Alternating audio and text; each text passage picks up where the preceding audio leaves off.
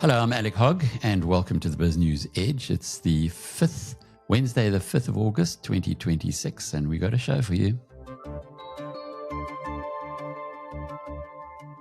News from Johannesburg, where Helen Zille, I guess the cockles of her heart will be somewhat warmed by the latest polling numbers. The Common Sense and the Social Research Foundation have put together some figures that show the DA is just so far ahead, no one's even close. But Zille told us that she needs 45% to have the Joburg office in her grip, and actually she wants to get over 50% so she can do what needs to be done to rescue what was once Africa's richest and most prestigious city. Can she get it back there? Well, let's hope so. Then also today we'll hear from another famous South African, Elon Musk. And he brought out the Starlink results, the SpaceX results last night, which also did talk to Starlink, which of course is a government of national unity, not really understanding what they believe on Starlink. The ANC don't want Starlink in South Africa, and they were celebrating when Amazon brought its alternative to Starlink, and then SpaceX. This is an extraordinary company. We heard from Sy Jacobs on BizNews a little while ago that when SpaceX's share price was going up to $200 and beyond, it was really a crazy situation. Even at $135, where the initial public offering was made, that was a little bit rich. But outside of that, it is a fabulous business, and Elon Musk has just confirmed that, and we've got quite a nice clip for you that'll take you inside last night's webinar that he gave to the shareholders and the investment community, having a look at the Starlink results. Also today, we'll be looking into Sasol's trading update and some very good numbers from Glencore. Sabvest, which we've just dropped out of the BizNews portfolio, brought some good figures out. And then the anchor for this afternoon, today's show, is from Palantir. And we investigate how Palantir got to that incredible 29% jump in its share price last night on Wall Street. And you'll find out after hearing more from Mr. Alex Karp, the chief executive, that it's all about conviction. And the conviction is the reason why Palantir is looking so strong and likely to go stronger still. So it's all about the conviction premium in today's program, and I hope you enjoy it as much as I did putting it together.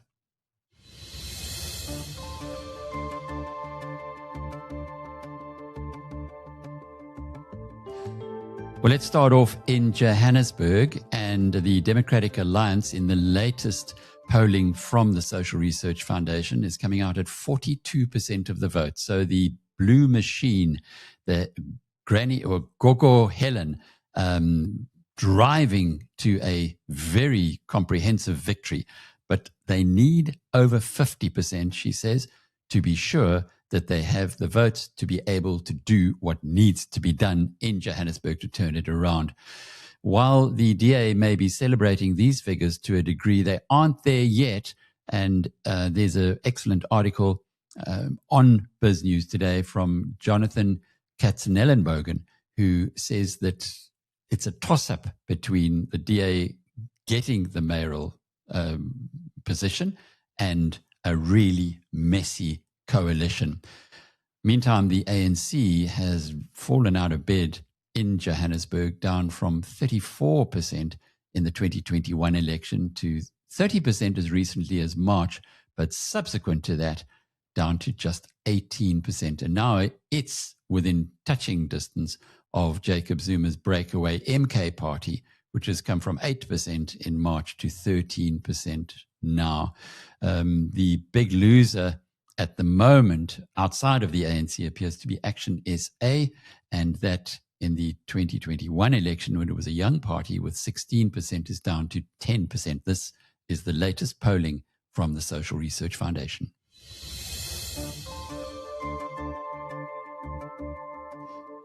Well, on to SpaceX now. And last night, Elon Musk held court together with the chief executive and the chief financial officer of SpaceX, their first set of financial results since SpaceX was listed on the US markets. And there are many South Africans who've got a direct interest in this. We did warn you that, courtesy of Cy Jacobs, that it had been overhyped. The share price came back a long way. But Elon tells a good story, and that story was repeated again to a large degree last night. I'm going to play you a clip now, but listen out for the way that he has now got two near monopolies.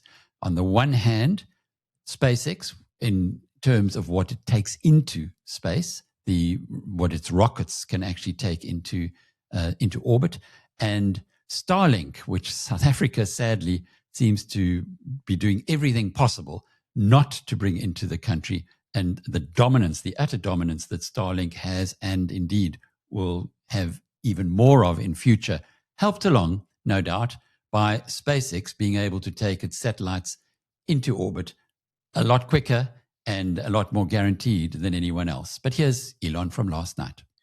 So right now, we deliver, call it roughly 2,500 tons a year to orbit via Falcon. And this is a big number by normal standards. The rest of the world, I think, delivers around 300 tons. So we deliver 80 to 90% of total Earth mass to orbit per year with Falcon. Now with Starship, our aspirations, and I think we will achieve these aspirations, are to deliver well over 1 million tons to orbit per year, and probably ultimately 10 million tons per year. So this is not like if you had a chart where you plotted things, you would need a very, very big table to put the chart on to see, to even see any of our competitors on that chart, and to make that. So our next biggest competitor was 1 pixel high on the bar chart. You would still need a very big bar chart to represent the SpaceX Starship vehicle. And it's worth noting that we actually encourage our competitors to copy us. We do nothing to slow them down. We actually launch competing satellite constellations at the fair prices, the same price we charge everyone. So we do encourage our competitors to copy us, but it's quite difficult to copy something like Starship. But we don't use patents as a sort of a landmine exercise to stop people from copying us. We actively encourage it. So, anyways, but when you think about it on that, so we go from 2,500 tons a year to 1 million, potentially 10 million tons per year. It's really a ridiculously profound difference. But that is our plan, and I think we will achieve that plan. Regarding Starlink, it's also worth just noting that the Starlink V3 satellite is about an order of magnitude more capable than the Starlink V2 satellite, which was already a very capable satellite. And we expect to launch about an order of magnitude more Starlink V3 satellites. So that would mean a roughly 2 order of magnitude increase in the delivered bandwidth. Even if our monetization per bit dropped by a factor of 10, that would still mean a 10x increase in the revenue of Starlink. So I think people are really underestimating Starlink here. This is a big deal. It's kind of hard for people to wrap their minds around this, but it's not out of the question that at some point Starlink will deliver a majority of the world's internet, at least in countries where we're allowed to operate, which is the vast majority of countries. Excluding South Africa at the moment, anyway. Isn't that an interesting aspect that you're getting there? Inside information from Elon Musk talking about they are so far ahead in taking goods into orbit. Now he's got this new mega rocket, which is going to take even more, just exponentially more that they don't mind, and they're encouraging others to copy them and try and follow them. But pretty much no one's had much success in that for some time anyway. And we do know that Jeff Bezos and his Blue Origin has tried hard. He started about the same place that SpaceX started, but it's a one-horse race there. But the thing that should be bothering Pretoria is the way that Starlink is so far ahead as well on the internet access, and Elon's view that indeed it could be the provider of most of the world's internet into the future. This guy thinks in a different way, and unfortunately, we aren't following that kind of insight. Moving on to Sasol now, and the share price of Sasol fell today, despite on the face of it, a very good increase in its results for the year to the end of June. There's a trading update that says that the basic earnings per share will be up by 84%. Now, the share price has doubled in the past 12 months.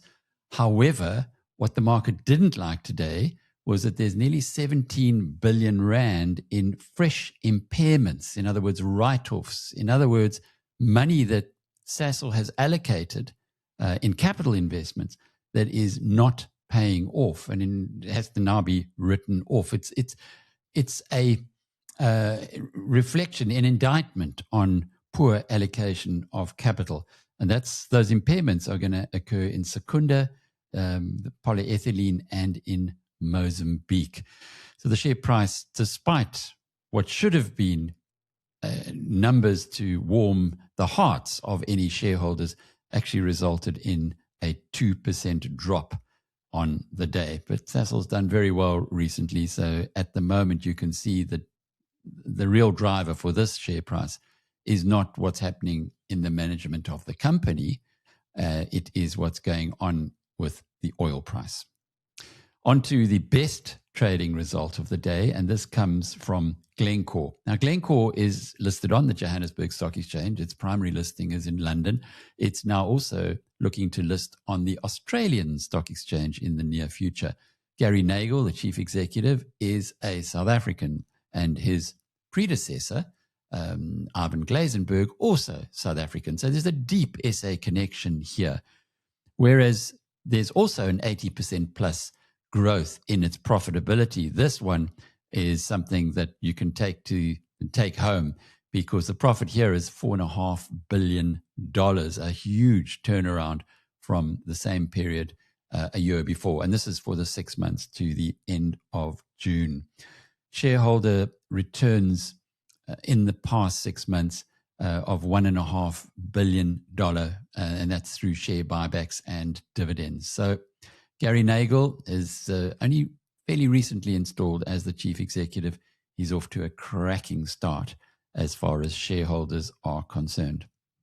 Moving on to the other story that is well worth looking at today, and that's Sabvest. Sabvest is a stock that was in the BizNews portfolio.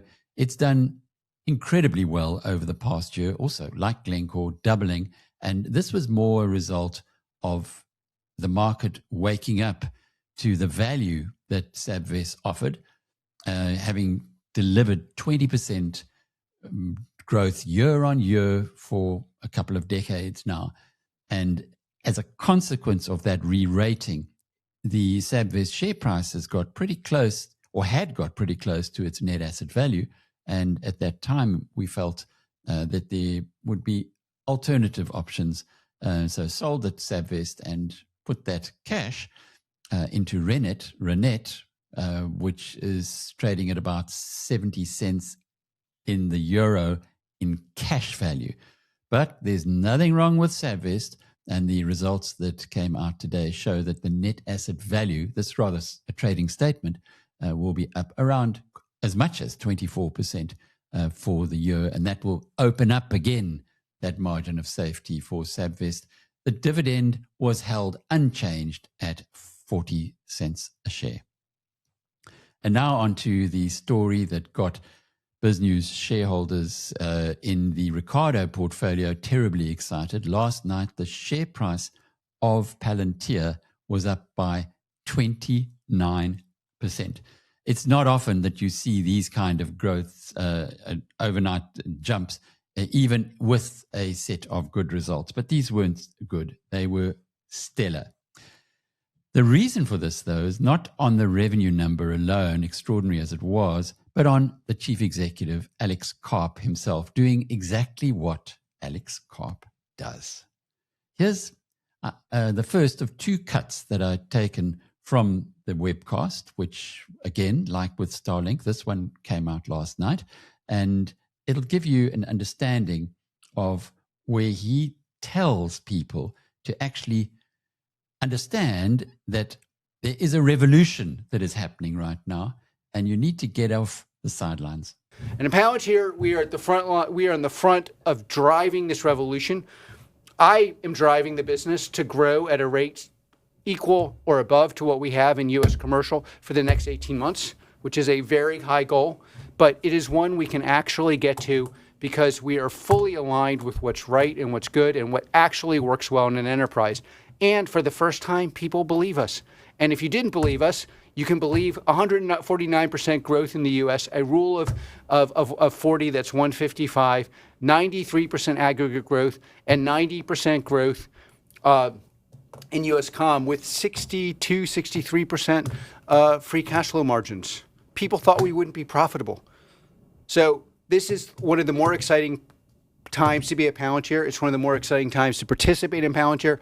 And for everyone on the sidelines, you got to get off the sidelines. This is a revolution that will affect the sovereign revolution. Where you stand in it will affect your livelihood, the livelihood of the people you care, and whether America and the West win. We cannot regress to a thin philosophical model where only a small group of people who think very differently than most of us actually absorb all of the revenue and value in our business and transfer all of the dangers to us.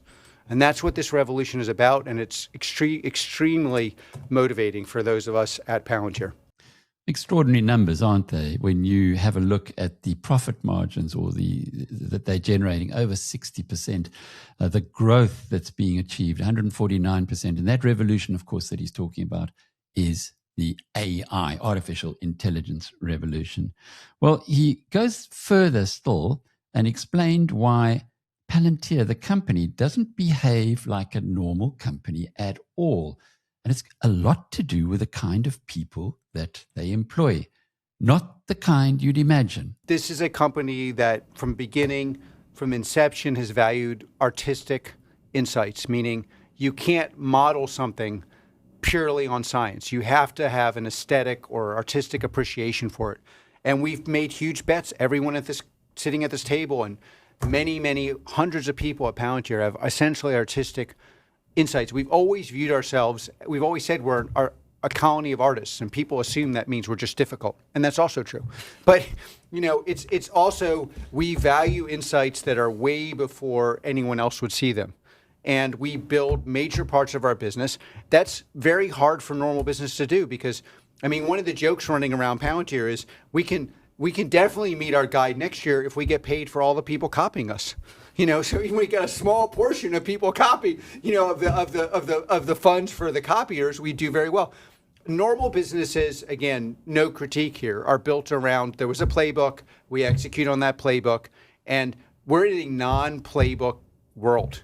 So executing on a playbook that worked 5-10 years ago, essentially build parasitic software and monetize it, that doesn't work now. And there's hundreds of variants of that, but that is a central advantage we have. We are a colony of believers and artists that are very motivated to drive value. And that sets us aside much more than I would have imagined 10 years ago if you'd asked the same question. And then luckily for us, this is capitalism. DSA wants to get rid of it, but until they do, you got to look at the results. Because if our results, and the other thing I'll tell you that's very special for us, we are outsiders. Outsiders, like you're an outsider. You come to this country, you better have really good results. And like the same thing for Palantir. We know we need the best results because people aren't buying our product because we're swinging the golf club correctly or paying for the steak dinner. They don't even invite us to steak dinners. So that outsider status causes huge problems. But in the first 18 years, but a lot of benefits in the next 18 years. And other people don't like being outsiders. In fact, I'm struggling with our current popularity. I'm struggling with our current popularity. What a guy.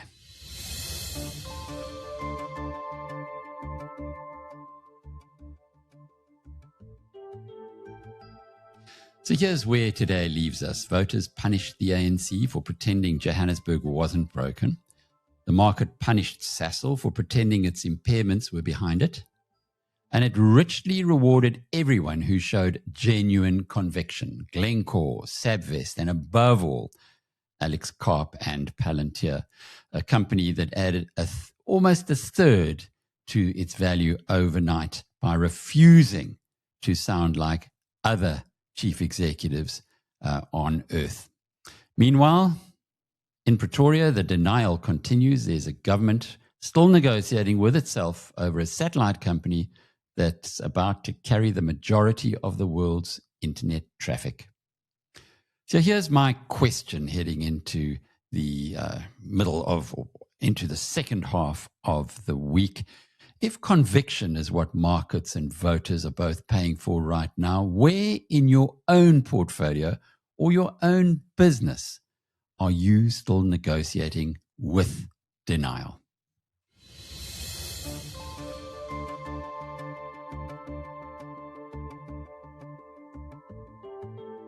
Well, that's your BizNews Edge for today. We'll be back again tomorrow. Until then, cheerio.